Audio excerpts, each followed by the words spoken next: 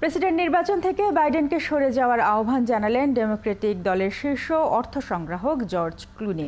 নভেম্বরের নির্বাচনে তিনি কি শেষ পর্যন্ত ডেমোক্রেট দলের প্রার্থী থাকছেন? পুতিনের বিরুদ্ধে ঐক্যের ডাক পশ্চিমা সামরিক জোট ন্যাটোর সম্মেলনে।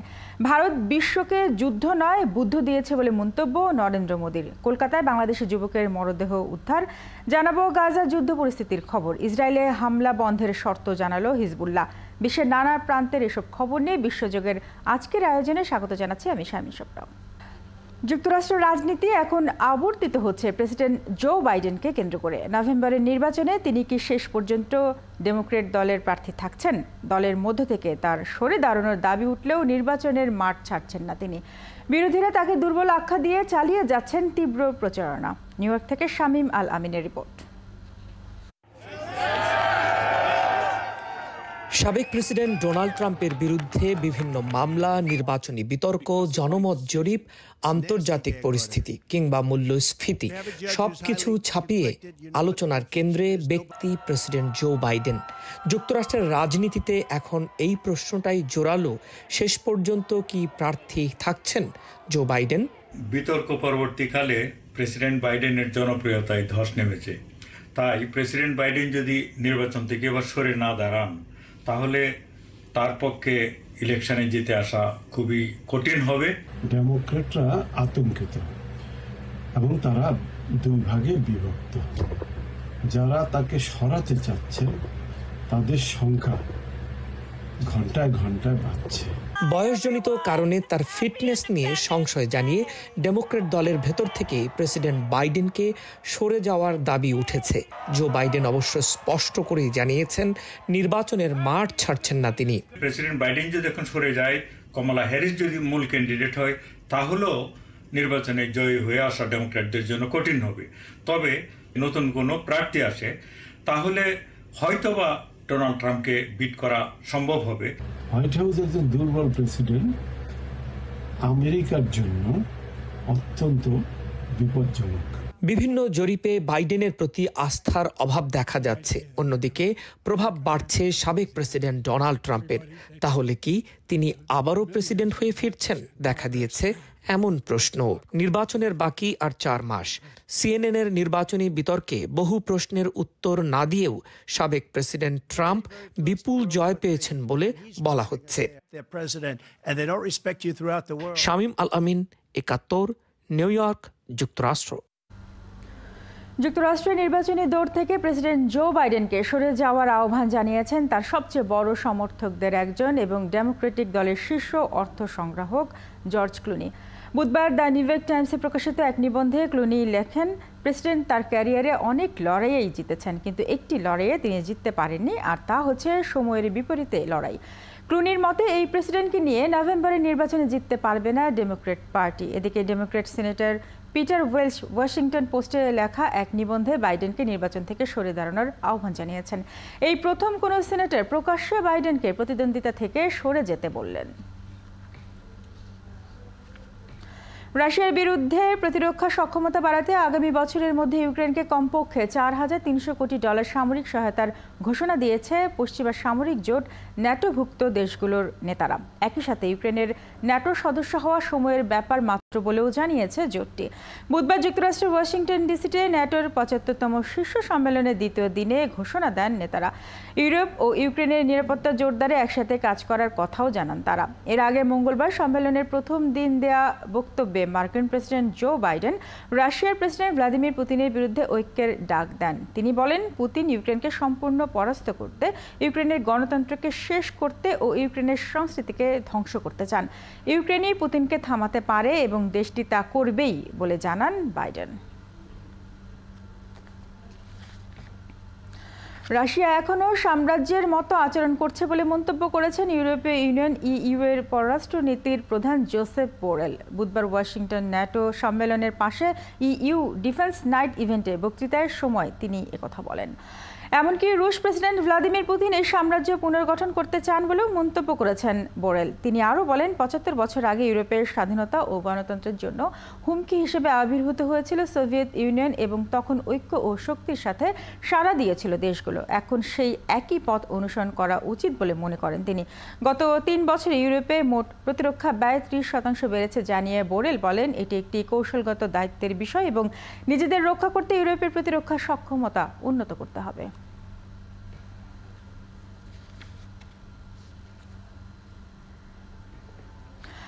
ভারত বিশ্বকে যুদ্ধ নয় বুদ্ধ দিয়েছে বলে মন্তব্য করেছেন ভারতীয় প্রধানমন্ত্রী নরেন্দ্র মোদী। তার দাবি, এর অর্থ ভারত সর্বদা শান্তি ও সমৃদ্ধি দিয়েছে এবং দেশটি ২১ শতকে তার ভূমিকাকে শক্তিশালী করতে চলেছে। রাশিয়া থেকে অস্ট্রিয়ায় সফরে গিয়ে মোদী এসব কথা বলেন বলে বুধবারে এক প্রতিবেদনে জানিয়েছে ভারতীয় সংবাদ মাধ্যম এনডিটিভি। ৪০ বছর পর প্রথম কোনো ভারতীয় প্রধানমন্ত্রী হিসেবে অস্ট্রিয়ায় গেছেন তিনি। পরে সেখানে দেয়া এক বক্তৃতায় মোদী বলেন, সেরা, উজ্জ্বল, সবচেয়ে বড় অর্জন এবং সর্বোচ্চ মাইল ফলকে পৌঁছানোর লক্ষ্যে কাজ করছে ভারত। প্রসঙ্গত, এর আগে রাশিয়া সফরের সময় প্রেসিডেন্ট ভ্লাদিমির পুতিনের সঙ্গে ইউক্রেন যুদ্ধ নিয়ে কথা বলার সময় মোদী শান্তিপূর্ণভাবে সমাধান খোঁজার গুরুত্ব উল্লেখ করেন। কলকাতায় এক বাংলাদেশি যুবকের রহস্যজনক মৃত্যু হয়েছে। সায়েন্স সিটির কাছের একটি জলাশয় থেকে বুধবার তার মরদেহ উদ্ধার করেছে কলকাতা পুলিশ। তাদের ধারণা, বাংলাদেশে ওই যুবক আত্মহত্যা করেছেন। পুলিশ জানিয়েছে, নিহত যুবক বাংলাদেশি নাগরিক। তার নাম দাউদ হোসেন উপল। 23 বছর বয়সী উপল ঢাকার মিরপুরের বাসিন্দা। প্রত্যক্ষদর্শীদের বরাত দিয়ে কলকাতা পুলিশ বলছে, বুধবার সকাল 9টার দিকে সায়েন্স সিটির কাছে বরুণ সেনগুপ্ত মেট্রো রেল স্টেশনের সামনের জলাশয়ে ঝাঁপ দেন উপল। প্রত্যক্ষদর্শীরা দ্রুতই পুলিশকে খবর দেয়। পরে স্থানীয়দের সাহায্যে জলাশয় থেকে উপলকে উদ্ধার করে প্রগতি ময়দান থানা পুলিশ। হাসপাতালে নিয়ে গেলে চিকিৎসক তাকে মৃত ঘোষণা করে। পানিতে ডুবেই ওই যুবকের মৃত্যু হয়েছে বলে মনে করছে পুলিশ। তবে তার কাছ থেকে কোনো সুইসাইড নোট পাওয়া যায়নি। মিয়ানমারের জান্তা বিরোধী সশস্ত্র রাজনৈতিক গোষ্ঠী তা আং ন্যাশনাল লিবারেশন আর্মি দেশটির উত্তরাঞ্চলীয় প্রদেশ শানের গুরুত্বপূর্ণ শহর নাওংছোর নিয়ন্ত্রণ নিয়েছে। বুধবার সামরিক বাহিনীর সদস্যদের সম্পূর্ণভাবে হটিয়ে দিয়ে শহরটি টিএনএলএ দখল করে। গোষ্ঠীটির অন্যতম শীর্ষ নেতা ও যোদ্ধা বাহিনীর প্রধান জেনারেল তারভনে কিয়াও এএফপিকে এ তথ্য নিশ্চিত করেছেন। মিয়ানমার ও চীনের সীমান্তবর্তী প্রদেশ শানের অন্যতম বাণিজ্যিক কেন্দ্র নাওংছো। দুই দেশের মধ্যকার অধিকাংশ বাণিজ্য হয় এই শহরের মাধ্যমে। এছাড়া শহরটিতে মিয়ানমারের সেনাবাহিনীর জ্যেষ্ঠ কর্মকর্তাদের একটি অভিজাত প্রশিক্ষণ কেন্দ্রও রয়েছে। ফিলিস্তিনের অবরুদ্ধ গাজা ভূখণ্ডে ইসরায়েলি বর্বর হামলায় আরও 52 ফিলিস্তিনি নিহত হয়েছেন। এতে করে উপত্যকাটিতে নিহতের মোট সংখ্যা পৌঁছে গেছে প্রায় ৩৮,৩০০ জনে। এই হামলায় আহত হয়েছেন আরও ৮৮,০০০-এর বেশি ফিলিস্তিনি। এদিকে গাজা সিটি থেকে নতুন করে ২.৫ লাখ মানুষকে দ্রুত সরে যাওয়ার নির্দেশ দেয় চরম বিপাকে গাজার বাসিন্দারা। আরও জানাচ্ছেন সৃষ্টি ঘটক। ইসরায়েলি সেনাবাহিনীর লাগাতার হামলায় জর্জরিত ফিলিস্তিনের গাজা উপত্যকা। বুধবারও গাজার সুজাইয়া, গাজা সিটি, রাফা সহ উত্তর ও দক্ষিণাঞ্চলের অনেক জায়গায় হামলা হয়। কাতারে নতুন করে যুদ্ধবিরতির আলোচনার মধ্যেই হামলা অব্যাহত রেখেছে তারা। এরই মধ্যে গাজা সিটিকে অত্যন্ত বিপজ্জনক যুদ্ধাঞ্চল উল্লেখ করে বিমান থেকে লিফলেট ফেলে সেখান থেকে বেসামরিক নাগরিকদের দ্রুত সরে যাওয়ার নির্দেশ দিয়েছে ইসরায়েল। এতে করে সেখানে আশ্রয় নেয়া ২.৫ লাখের বেশি বাসিন্দা নতুন করে পথে পথে ঘুরছে নিরাপদ আশ্রয়ের আশায়। গত ৬৫ দিনে গাজায় কোনো সাহায্য প্রবেশ করেনি বলে জানিয়েছে গাজার রাষ্ট্রীয় সংবাদ মাধ্যম। মিডিয়া অফিস এক বিবৃতিতে বলেছে, অবরুদ্ধ গাজায় মানবিক সাহায্যের প্রবেশ রোধ করায় শিশু ও অসুস্থ সহ হাজার হাজার বেসামরিক নাগরিকের জীবন হুমকির মুখে পড়েছে। এদিকে হাজার হাজার টন সাহায্য ও চিকিৎসা সরঞ্জাম গাজার সীমান্ত ক্রসিংয়ের অপর প্রান্তে জমা হচ্ছে, অথচ সেগুলোকে গাজায় প্রবেশের অনুমতি দেয়া হচ্ছে না। এ অবস্থায় গাজা উপত্যকায় দুর্ভিক্ষ ছড়িয়ে পড়েছে বলে সতর্ক করেছে জাতিসংঘের বিশেষজ্ঞের একটি দল। গাজার স্বাস্থ্য কর্তৃপক্ষ বলছে, অন্তত ৩৩ শিশু অপুষ্টিতে মারা গেছে। তাদের বেশিরভাগই গাজার উত্তরাঞ্চলের। অপুষ্টির কারণে সেখানে আরও অনেক শিশুর দ্রুতই মৃত্যু হতে পারে বলেও আশঙ্কার কথা জানিয়েছেন তারা। সৃষ্টি ঘটক, ৭১। ইসরায়েলি অভিযানে বিধ্বস্ত হয়ে গেছে গাজার চিত্র। চারদিকে শুধু তীব্র খাদ্য ও পানি সংকট। ক্রমাগত ইসরায়েলি বোমা হামলার আতঙ্কে বিপর্যস্ত হয়ে গেছে গাজাবাসী ও সেখানকার শিশুদের জীবন। এবার সেই করুণ দৃশ্যকে রং তুলিতে আঁকা ছবিতে ফুটিয়ে তুলেছেন ইয়েমেনি শিল্পী সাবা জাল্লাস। ছবির মাধ্যমে ফিলিস্তিনিদের দুর্দশার চিত্র তুলে ধরেছেন বিশ্ববাসীর কাছে। আরও জানাচ্ছেন ঋতু সাহা। প্রায় 9 মাসেরও বেশি সময় ধরে গাজায় চলছে ইসরায়েলি হামলা। যুদ্ধের কথা চিন্তা করলে প্রথমেই চোখের সামনে ভেসে ওঠে গাজার আকাশে ধোঁয়ার কুণ্ডলীর ছবি। এবার এই ধোঁয়ার ছবি ও নিজের শৈল্পিক ভাবনার মাধ্যমে বিশ্ববিবেককে জাগিয়ে তুলতে চান ইয়েমেনি শিল্পী সাবা জাল্লাস।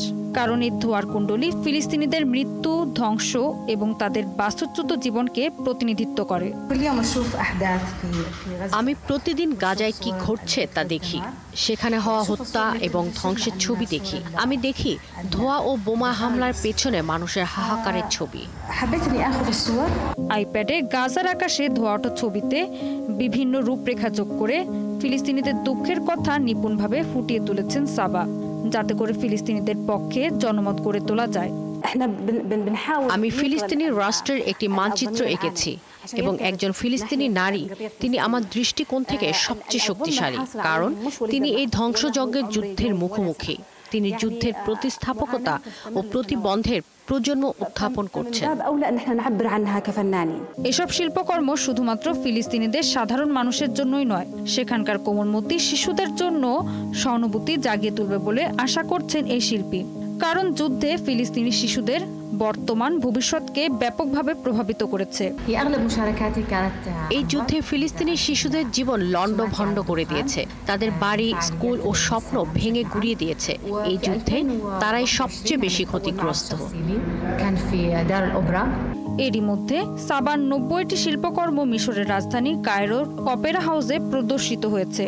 এর মাধ্যমে গাজায় কি ধরনের ধ্বংসযজ্ঞ চলছে তার চিত্র আরও একবার স্মরণ করিয়ে দিয়েছে বিশ্বকে। ঋতু সাহা, ৭১। লেবাননের সশস্ত্র গোষ্ঠী হিজবুল্লাহর প্রধান হাসান নাসরাল্লাহ বলেছেন, গাজায় যুদ্ধবিরতির জন্য হামাস ও ইসরায়েলের আলোচনা সফল হলে এবং যুদ্ধ বন্ধ হলে কোনো আলাদা আলোচনা ছাড়াই ইসরায়েলে হামলা বন্ধ করবে হিজবুল্লাহ। সপ্তাহখানেক আগে ইসরায়েলি হামলায় নিহত হিজবুল্লাহর সিনিয়র কর্মকর্তা মোহাম্মদ নাসেরের স্মরণ অনুষ্ঠানে বক্তব্য দেন নাসরাল্লাহ। বক্তব্যে তিনি দাবি করেন, লেবানন সীমান্তে সংঘর্ষের ফলে গাজায় চলমান যুদ্ধে মনোযোগ হারিয়েছে ইসরায়েল। তিনি বলেছেন, উত্তরাঞ্চলীয় সীমান্ত পরিস্থিতি ইসরায়েলকে বুঝিয়ে দিয়েছে যে যদি তারা এই অবস্থা বন্ধ করতে চায় তবে তাদের গাজায় আগ্রাসন বন্ধ করতে হবে। একই সঙ্গে নাসরাল্লাহ সতর্ক করে বলেছেন, হিজবুল্লাহ যুদ্ধের জন্য প্রস্তুত ও তারা যুদ্ধে ভীত নয়।